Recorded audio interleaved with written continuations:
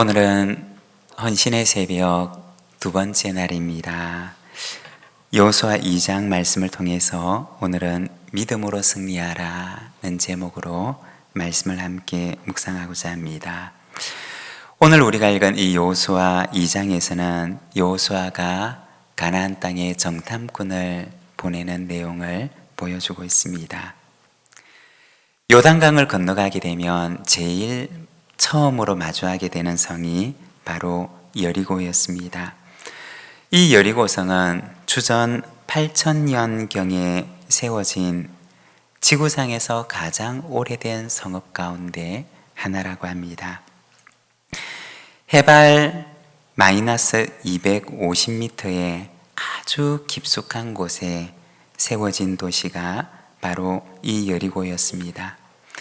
그리고 이 여리고성이 얼마나 견고했던지 고대의 기록을 보게 되면 가나안의 문빗장이라고 불릴 만큼 가나안으로 들어가는 그 초입에서 가나안을 굳게 지켜주던 역할을 하던 것이 바로 이 여리고였습니다. 고고학적인 발굴에 따르면 우리 사진을 한번 띄워주시기를 바랍니다.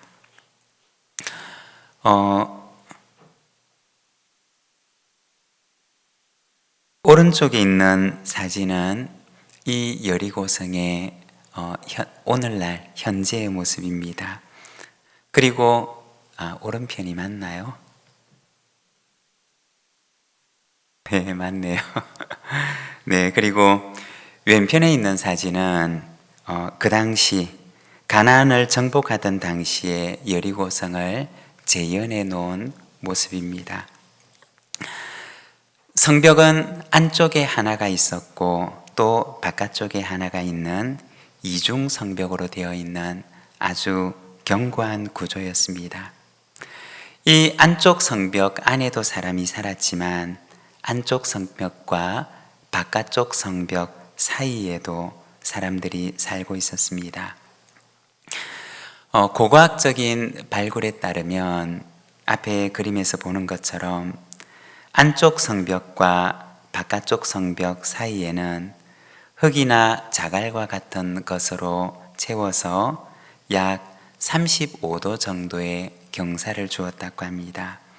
이렇게 경사를 주었던 것은 성을 방비하는데 더 유리하도록 하기 위해서 설사 첫 번째 담을 넘어왔다 할지라도 두 번째 담을 또 넘어야 하는데 이 성의 방비를 유리하도록 하기 위해서 이렇게 했던 것입니다. 사실 이 두 성벽 사이에 있는 이 공간은 사람이 살도록 만든 목적이 아니었습니다. 그런데 이곳에도 사람이 살았던 것은 밀리고 밀려나서 변두리까지 올 수밖에 없었던 인생이었기 때문인 것입니다. 바로 그곳에 오늘 우리가 함께 읽고 있는 본문에 나와 있는 기생 라합의 거주지가 있었던 것입니다. 기생이라고 하는 것은 그녀의 신분이 얼마나 비천한 신분이었는가 라는 것을 보여주는 것이고, 그리고 그녀의 집이 있던 곳은 바깥쪽 성벽의 끄트머리 담벼락에 겨우 위태롭게 붙어 있는 것이었습니다. 그런데 여호수아서는 바로 이 여인의 이야기를 아주 길게 소개를 하고 있습니다. 무엇 때문일까요? 이 여인의 믿음과 신앙의 고백이 가나안 땅으로 들어가려고 하는 여호수아와 이스라엘 백성들의 마음속에 큰 용기를 가져다 주었기 때문이었습니다. 오늘은 이 여인 라합의 믿음에 대해서 우리가 잠깐 함께 묵상하는 시간을 가지고자 합니다. 먼저 첫 번째는 제가 오타를 냈는데 믿음은 들음에서 나는 것입니다. 9절에서 11절까지 말씀을 우리가 자막을 보면서 함께 봉독하겠습니다. 말하되 여호와께서 이 땅을 너희에게 주신 줄을 내가 아노라.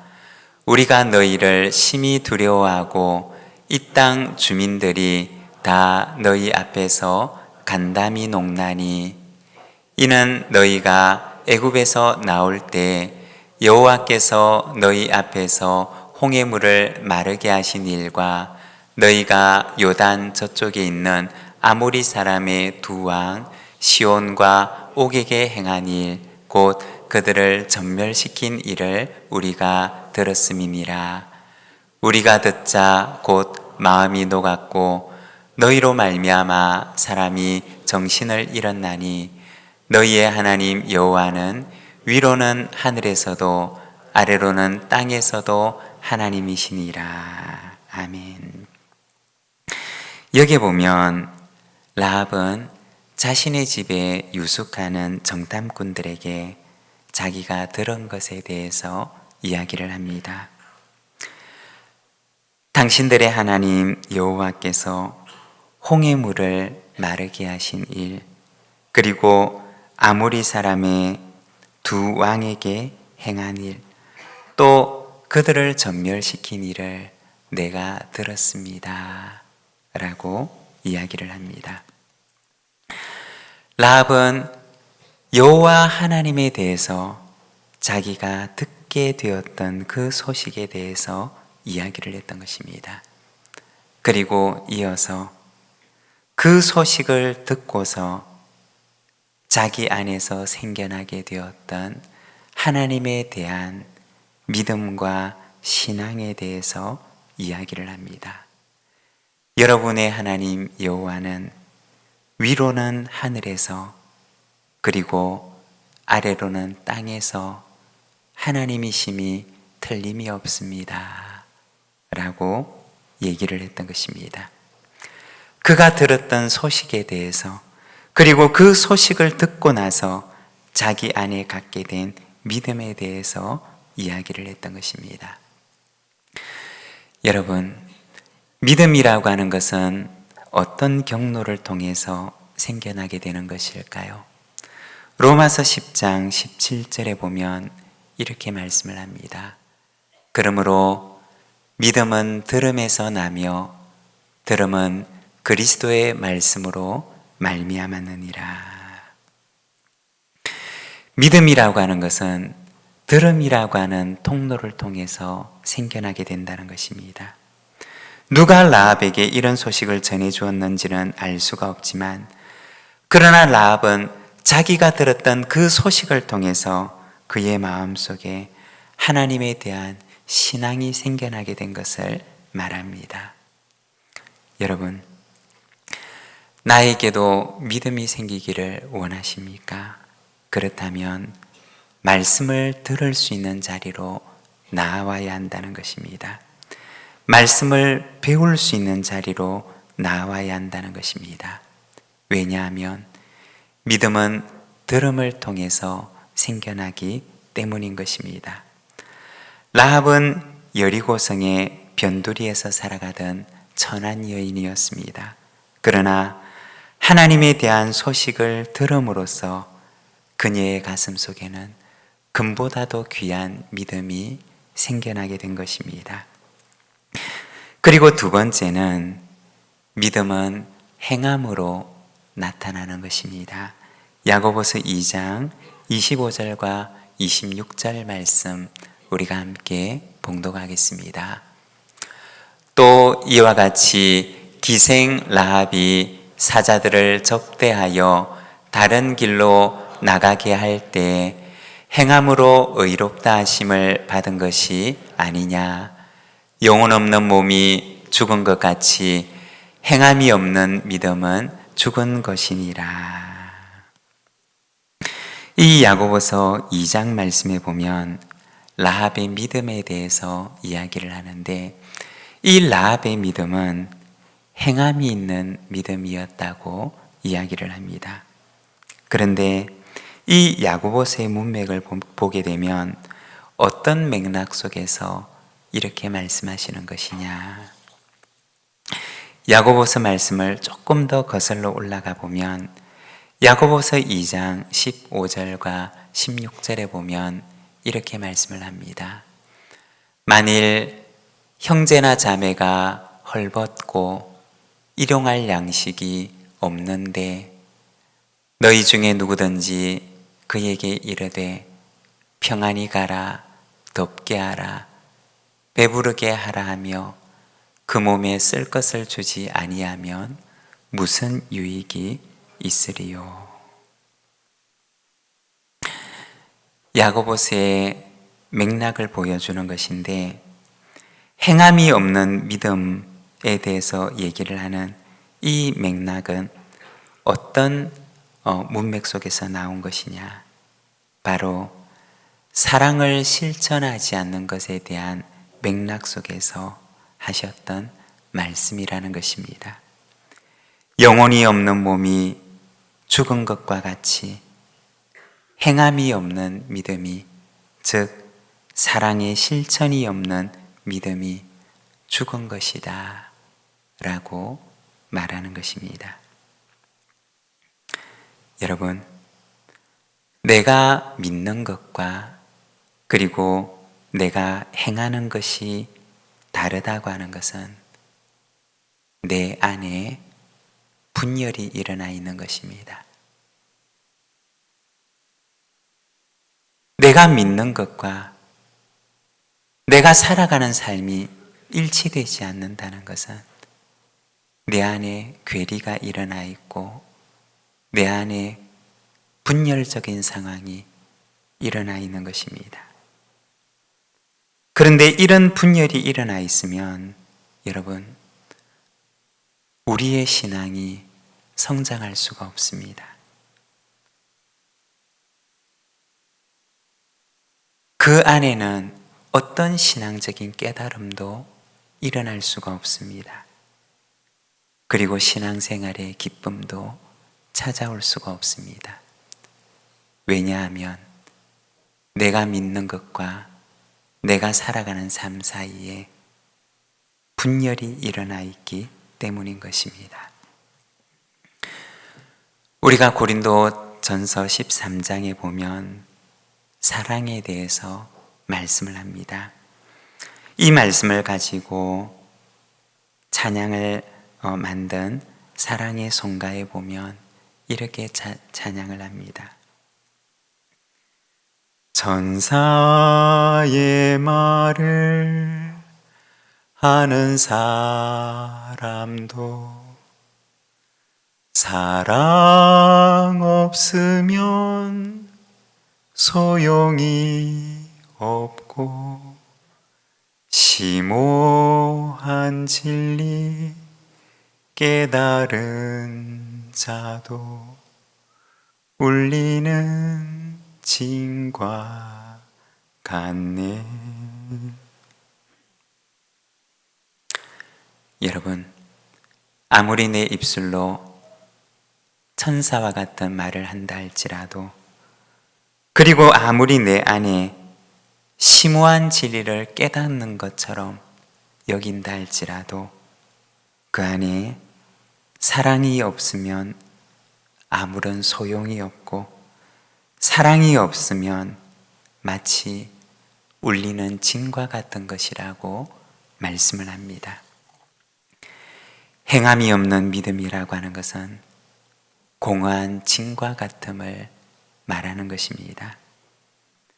믿음이라고 하는 것은 바로 행함 속에 나타나는 것입니다. 여러분, 2025년 이 한 해 믿음과 나의 삶이 하나가 되어서 우리의 믿음이 행함 속에 나타나는 이 복된 한 해가 되시기를 바랍니다.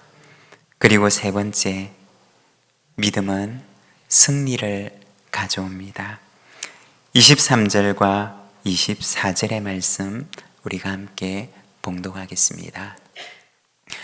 그 두 사람이 돌이켜 산에서 내려와 강을 건너 눈의 아들 여호수아에게 나아가서 그들이 겪은 모든 일을 고하고 또 여호수아에게 이르되 진실로 여호와께서 그 온 땅을 우리 손에 주셨으므로 그 땅의 모든 주민이 우리 앞에서 간담이 녹더이다 하더라.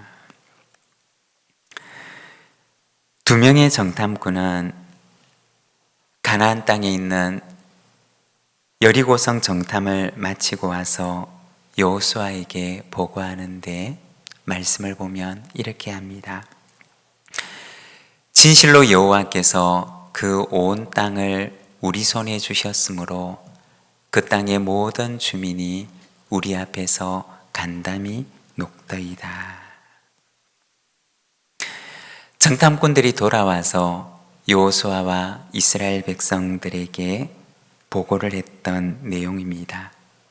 그런데 이들의 보고 내용을 보게 되면 사실은 라합이 그들에게 했던 말과 동일한 말이었습니다. 라합의 말을 그대로 인용해서 여호수아와 이스라엘 백성들에게 보고를 하고 있는 것입니다. 우리가 생각을 해보면 40년 전으로 시간을 거슬러 올라가 보면 가나안 땅을 정탐했던 정탐꾼들의 그 보고는 이스라엘 백성들의 마음을 낙담케 했고 그리고 그들이 약속의 땅에 들어가는데 실패하도록 만들었습니다. 그러나 40년이 지난 후 오늘 정탐꾼들이 보고하는 이 보고는 이스라엘 백성들이 약속의 땅에 들어갈 수 있도록 용기를 주었고 또 그들로 하여금 약속의 땅으로 들어가도록 이끌었고 그리고 그들의 그 보고는 훗날 이스라엘 백성들이 거두게 될 승리의 출발점이 되었던 것입니다. 이후로부터 이어지는 승리가 바로 라합이 정탐꾼에게 전해주었던 그 작은 그가 들었던 소식으로부터 생겨난 그의 믿음의 고백에서 시작되었던 것입니다. 여러분, 라합이라고 하는 이 여인은 어떻게 되었을까요? 여리고성의 그 변두리, 여리고성의 그 끄트머리, 더 이상 밀려날 데가 없는 성벽 위에, 이 바깥 성벽 위에 살아가던 이 라합은 어떻게 되었을까요? 마태복음 1장 5절과 6절에 보면 라합이라고 하는 그 이름이 등장하는데 말씀을 보면 살몬은 라합에게서 보아스를 낳고 보아스는 룻에게서 오벳을 낳고 오벳은 이새를 낳고 이새는 다윗 왕을 낳으니라 그 말씀을 합니다. 여리고 변두리에서 살아가야만 했던 기생 라합은 마태복음을 보게 되면 예수님의 족보를 잇는 고귀한 이름으로 등장하게 됩니다. 그녀의 후손에게서는 왕이 태어나게 되었고 또 나중에는 메시아가 태어나게 되었습니다. 들음에서 시작되었던 금 같은 이 여인의 믿음이 변두리의 천한 여성으로 살아가던 바로 라합을 가장 보배로운 이름으로 만들어 주었던 것입니다. 추정하기는 라합의 남편이 되었던 이 살몬이라고 하는 사람은 어쩌면 그날 여리고성을 정탐했던 그 두 명의 정탐꾼 가운데 한 사람이었을런지도 모른다는 것입니다. 천한 신분이었지만 그러나 들음을 통해서 시작되었던 그녀의 믿음이 살몬으로 하여금 라합을 아내로 맞이하게끔 했던 것입니다. 여러분, 믿음은 우리의 인생을 금보다도 아름다운 인생으로 만듭니다. 믿음은 들음에서 나오고 들음은 행함으로써 나타나며 그리고 그 믿음은 우리의 인생에 승리를 가져옵니다. 2025년 이 한 해 이 믿음이 저와 여러분에게 함께 하시기를 바랍니다.